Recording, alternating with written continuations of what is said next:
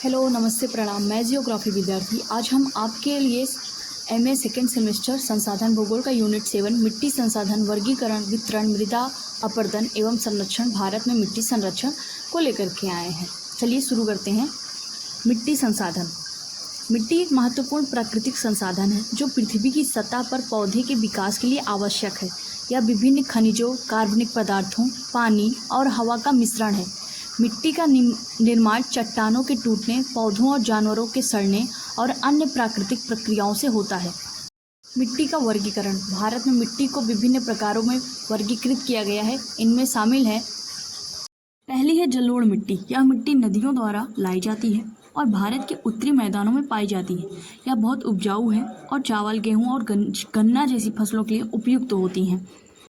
अगली मिट्टी है काली मिट्टी। यह मिट्टी ज्वालामुखी चट्टानों से बनी है और महाराष्ट्र, गुजरात, मध्य प्रदेश में पाई जाती है। यह कपास और अन्य फसलों के लिए बहुत उपयुक्त होती है। लाल मिट्टी। यह मिट्टी लोहे के ऑक्साइड की उपस्थिति के कारण लाल रंग की होती है और दक्षिणी भारत में पाई जाती है। यह मोटे अनाज और दालों जैसी फसलों के लिए उपयुक्त होती है। अगला है लैटेराइट मिट्टी। यह मिट्टी भारी वर्षा वाले क्षेत्रों में पाई जाती है और केरल, कर्नाटक और उड़ीसा में पाई जाती है।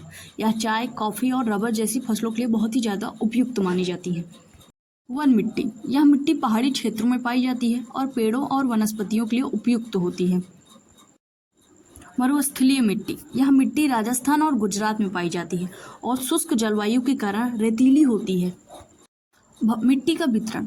भारत में मिट्टी का वितरण विभिन्न कारकों पर निर्भर करता है, जिनमें शामिल है जलवायु, स्थलाकृति, चट्टानें और वनस्पति। मृदा अपरदन। मृदा अपरदन मिट्टी का क्षरण है जो पानी, हवा और अन्य प्राकृतिक कारकों के कारण होता है। यह मिट्टी की उर्वरता को कम करता है और बाढ़ और सूखे जैसी आपदाओं का कारण बन सकता है। मिट्टी का संरक्षण। मिट्टी संरक्षण मृदा अपरदन को रोकने और मिट्टी की उर्वरता को बनाए रखने की प्रक्रिया है। मिट्टी संरक्षण के विभिन्न तरीके हैं, जिनमें शामिल हैं वन रोपण। पेड़ों को लगाकर मिट्टी को कटाव से बचाया जा सकता है। फसल चक्रण। विभिन्न फसलों को बारी बारी से उगाने से मिट्टी की उर्वरता बनी रहती है। सीढ़ीदार खेती। पहाड़ी क्षेत्रों में सीढ़ीदार खेत बनाकर मिट्टी को कटाव से बचाया जा सकता है। बांध बनाना। बांध बनाकर पानी के बहाव को नियंत्रित किया जा सकता है और मिट्टी को कटाव से बचाया भी जा सकता है। भारत में मिट्टी संरक्षण। भारत सरकार ने मिट्टी संरक्षण के लिए विभिन्न कार्यक्रम शुरू किए हैं, जिनमें शामिल है राष्ट्रीय वनीकरण कार्यक्रम। इस कार्यक्रम का उद्देश्य वनों का विस्तार करना और मिट्टी को कटाव से बचाना है। और दूसरा है जल संचयन कार्यक्रम।